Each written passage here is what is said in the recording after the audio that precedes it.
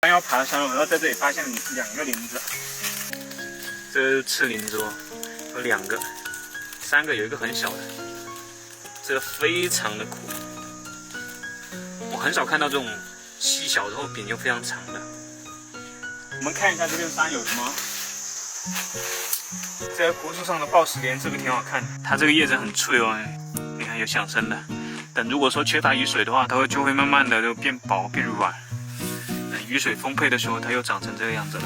给你们看一个3叶瓣下的果实，红彤彤的。其实天南星科很多植物的种子一成熟以后变成这个样子哦，都是一串一串的。半夏因为它植株很小，所以开出很小，有些那种大的会开出这么粗的、这么大的、这么长的。看一下这个圣蕨的那个底下那果实长不长？很小。那当然缺水的时候可以靠它底下这个是叫珠芽的。靠这个来补水，里面大部分都是水分。它对圣蕨来讲它有2个作用，第一个是储存水分，然后在缺水的时候可以补水；第二个的话，它是可以自己作为植株进行生长的。一般来讲，嫩一点的话，它不涩，比较甜，水分也比较多。擦一下它晶莹剔透的，这样就可以吃了。入冬了，蕨类植物开始泛黄了，你看这个像边野一样斑白的颜色。看山里的蕨类植物都挺漂亮的，感觉好像没什么东西，我们去河边转一下。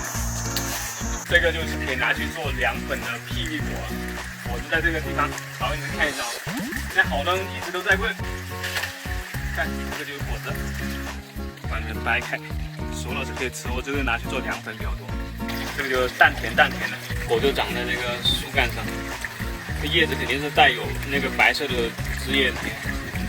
这个攀野科的植物，它是爬在石头上或者是木头上的，就这样绕着长上去。这个就是糖梨了，如果说没有变黑的话，你吃的就很涩。才2个熟的给你们看一下，糖梨变成这样子才能吃哦。我剥一点点给你们看，这样子才能吃。还可以，淡甜淡甜的，有点那个秋梨膏的味道。这个是黑珠芽鼠玉哦，已经干了。给你们看一下这个长在叶下的这个黑色的珠芽，就可以拿去做种子哦。其实吃也是可以吃的这个。你们要是荒野求生，你们但凡遇到这样的植物，就是这个鼠玉科的植物，然后我了解到的鼠玉科应该都是能吃的。你们只要把它那个根部快茎挖出来，煮熟就能吃了。哇，我在这里发现一颗野生的黄豆，不是黄豆，是一个豆科的植物。就是你们别小看这么一小颗的这种豆科植物，但是它在我们国家曾经是被国外卡这种种苗，就卡种子、卡脖子的一个。这在这种荒山上应该是一颗纯野的。如果说你发现这种，有可能它是非常有研究价值的，所以我会把这个植物很详细的拍出来。你们专业的人士看了，如果有必要的话，我觉得可以拿去做配种。那就是这样的，然后这个是已经干了的，这个才是它的叶子哦。大一点的叶子是这样，叶子披针形，尖长的。它也是一个3叶的，3叶有一个断了，然后表面毛茸茸的。这个就是豆子，这个就是我采下来的豆子。我把它这个豆子给弄出来。小黑豆，我把它放到我的这个耳机盒里面去了。